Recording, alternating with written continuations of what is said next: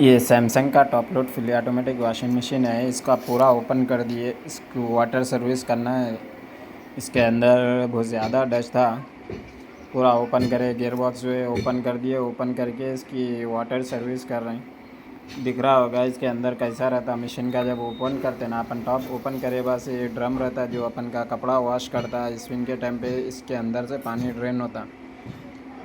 और ये जो साइडों में दिख रहा आपको, ये पूरा सर्विस करने के बाद भी अगर ये अपन साफ़ नहीं करें तो इसके अंदर कचरा ऐसे रह जाता। अपन पूरा ऑलरेडी एक बार सर्विस कर दिए। इसकी सर्विस करे बाद से देखे अपन, देखो इसके अंदर पूरा कचरा है।